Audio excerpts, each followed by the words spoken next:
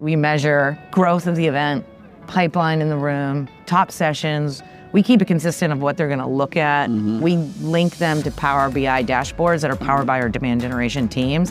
And every single event, they see that consistent scorecard. They know where to access it. Yeah. The two successes I've had are they know where to go to find it, and then it links back to the dashboard data. Great events create great brands. But pulling off an event that engages, excites, and connects audiences, well, that takes a village. And we're that village. My name is Alyssa. I'm Rachel. And I'm Felicia. And you're listening to Great Events, the podcast for all event enthusiasts, creators, and innovators in the world of events and marketing. Hello, everyone, and welcome to this week's episode of Great Events, a podcast by Cvent. Over the past few months, you've likely heard an episode or two led by guest host Matt Heinz of Heinz Marketing, who's helped the Great Events team host on a series of conversations with marketers and experience makers. With over 20 years of experience in marketing, scaling revenue, and deeply understanding customer growth, Matt's experience brings some much welcome new perspective to Great Events. In this week's episode, Matt talks to Amanda Young, Senior Director of Global Events at ConnectWise. Here's what you're in for in today's conversation. Amanda and Matt unpack what it's really like leading events in the tech industry, from dealing with high expectations around data and reporting to building programs that scale and deliver ROI. They talk about what's changing and also what's not, and how Amanda is navigating it all. This episode is ideal for tech marketers, event leaders, and operations teams who want to build smarter, faster, and more strategic event programs. Take a peek.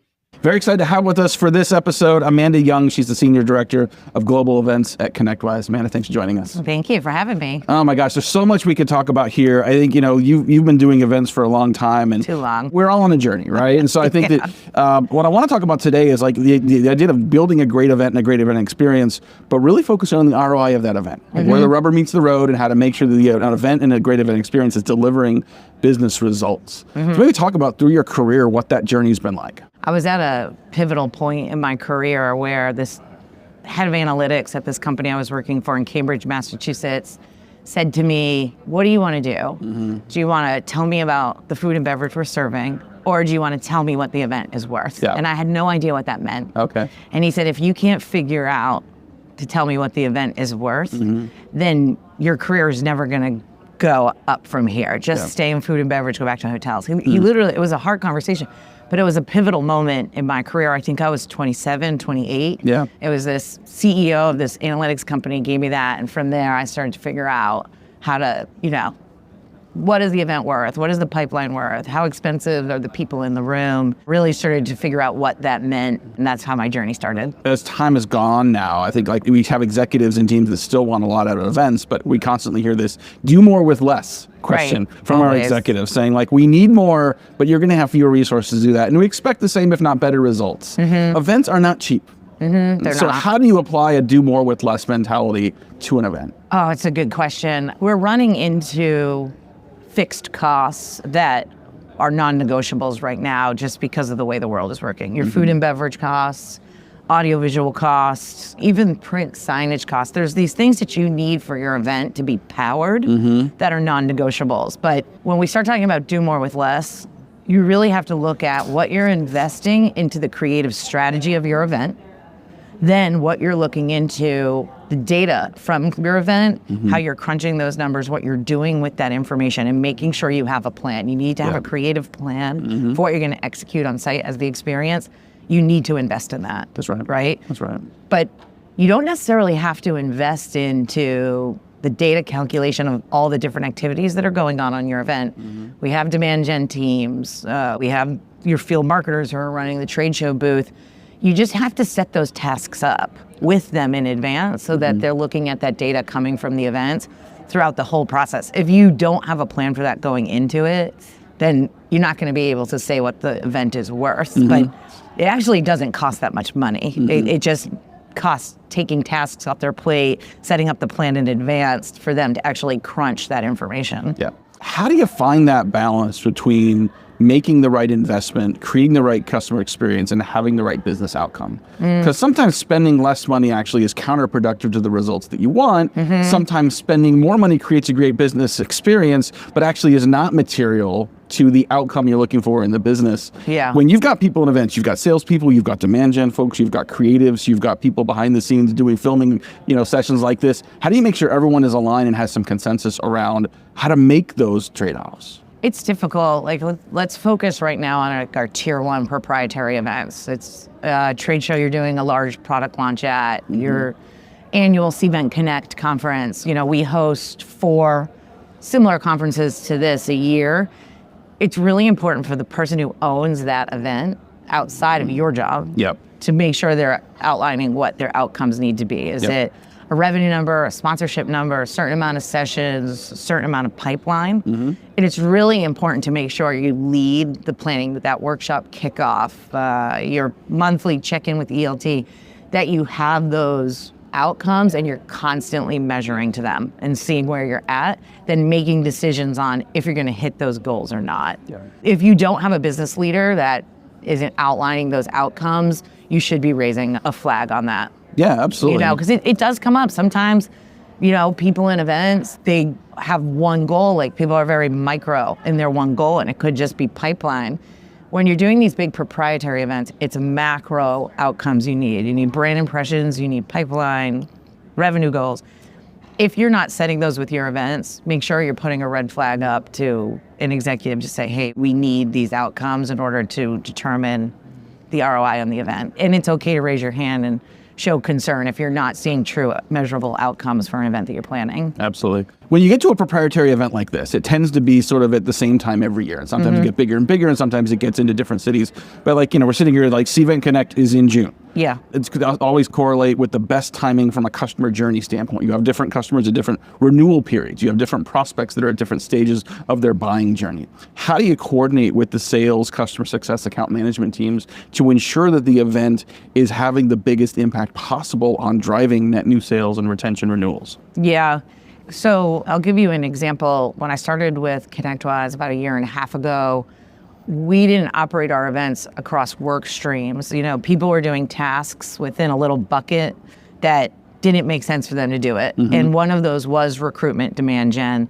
In our company, we do call it demand generation, that drives pipeline, also drives event recruitment.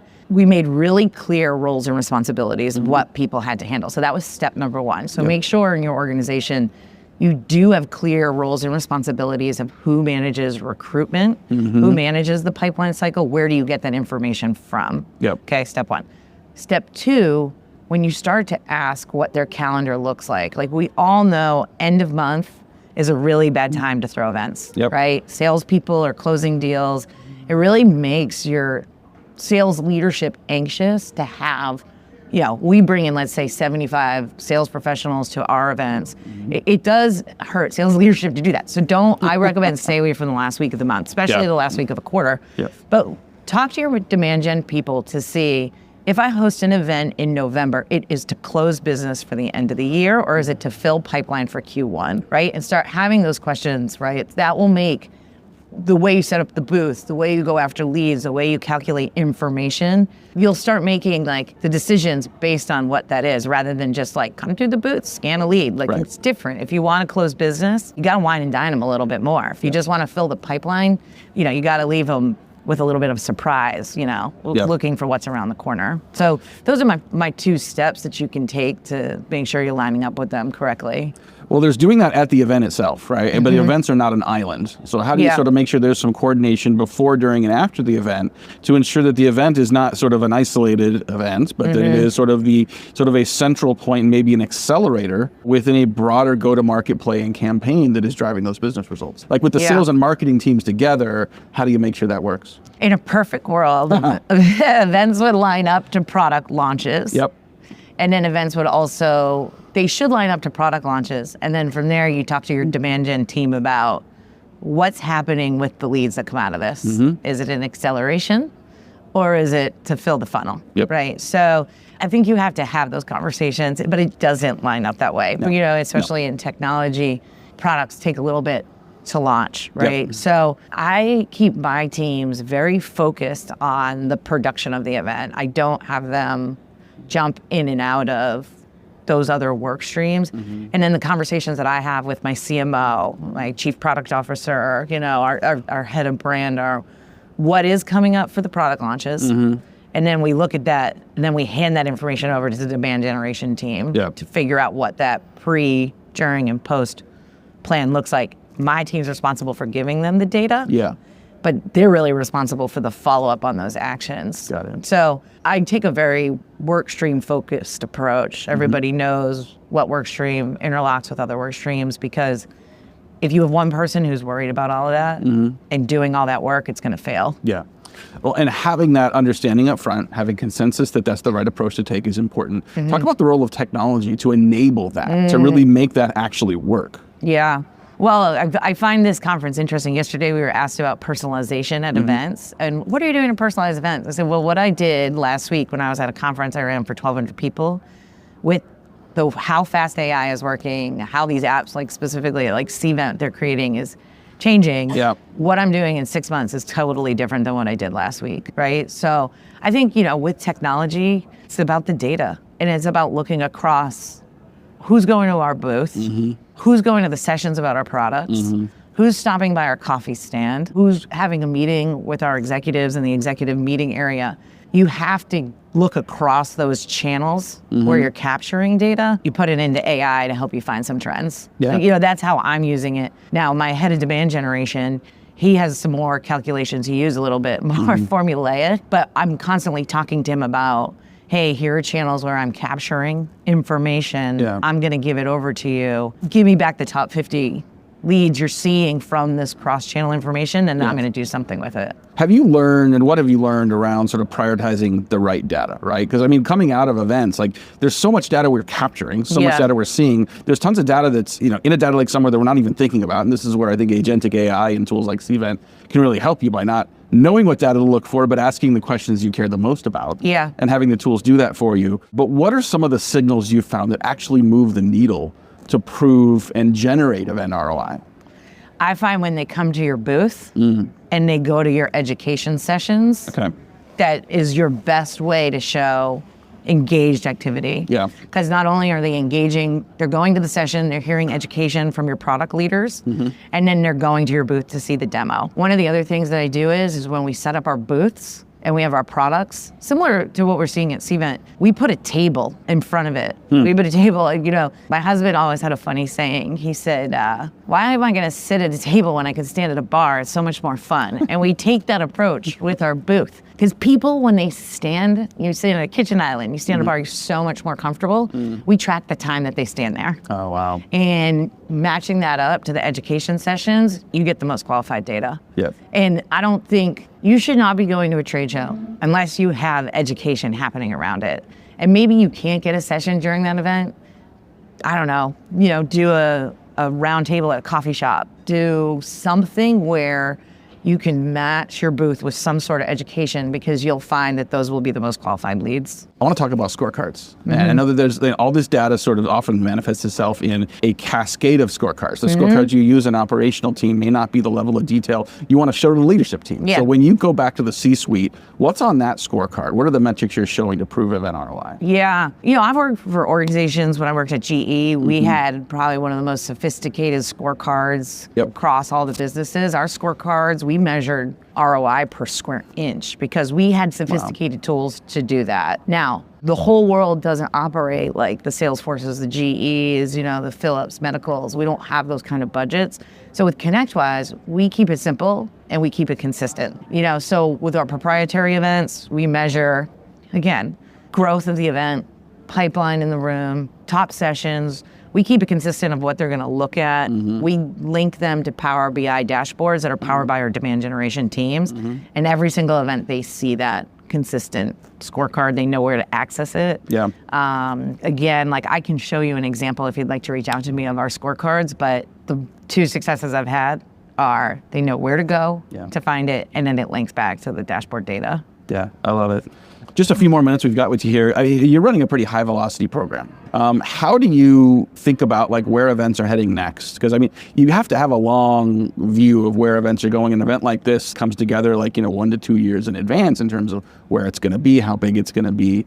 When you look out and see like the trends of events, what people are willing to go to versus what we're now expecting just to have on our screens in our home office, how are you thinking about the near-term future of events? I think it's a really hard question because the industry is telling us to book contracts out. I have some contracts that are booked out to 2030 because they are saying there's limited space. Post-COVID, we exploded. Yep.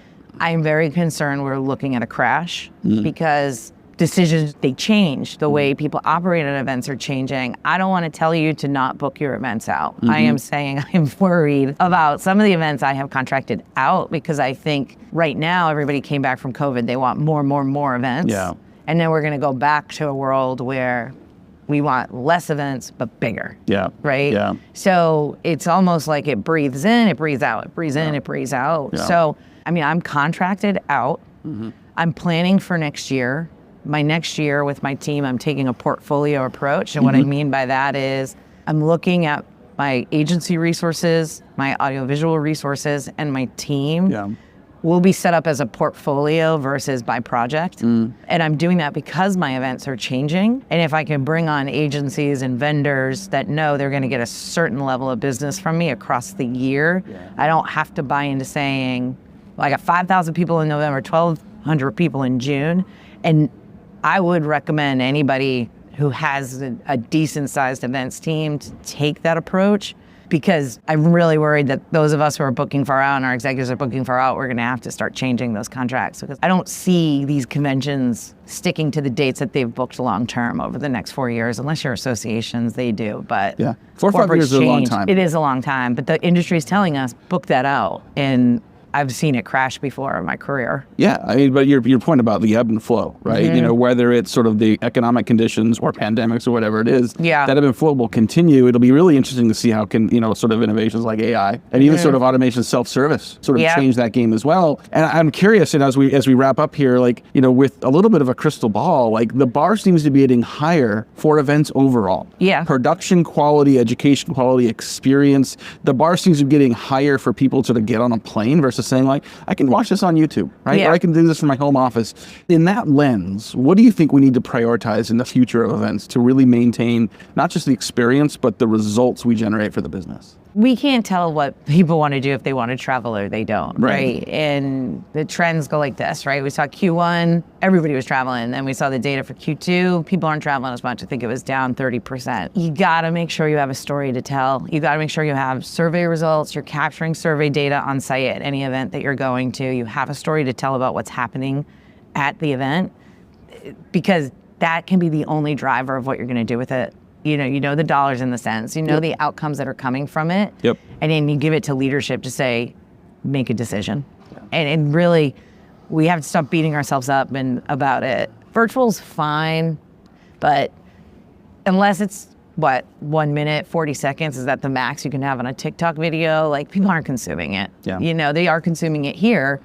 And I think everybody just make sure they have a story to tell about their events. So when the question comes to you about this, you can speak to it intelligently, give them the scenarios of how to move forward, and then let them decide how to move forward. I love it. Mandy Young, Senior Director of Global Events at ConnectWise. Speaking of experiences, next time we'll have to do this at Patriots Mini Camp. We'll have to make everyone know. I know. I'm excited. I work in Tampa a lot. I live in Charleston. I live in Tampa, so I'll be at the Tampa Patriots game, and then I will be at Belichick's opening game for UNC this year with my boys. So very excited. Love it. Well, thanks for a few minutes here on the show. Yeah, I know. Thank you. Thanks for hanging out with us on Great Events, a podcast by Cvent. If you've been enjoying our podcast, make sure to hit that subscribe button so you never miss an episode. And you can help fellow event professionals and marketers just like you discover great events by leaving us a rating on Apple, Spotify, or your preferred podcast platform. Stay connected with us on social media for behind-the-scenes content, updates, and some extra doses of inspiration. Got a great story or an event to share? We want to hear from you. Find us on LinkedIn, send us a DM, or drop us a note at greatevents@cvent.com. Big thanks to our amazing listeners, our guest speakers, and the incredible team behind the scenes. Remember, every great event begins with great people. And that's a wrap. Keep creating, keep innovating, and keep joining us as we redefine how to make events great.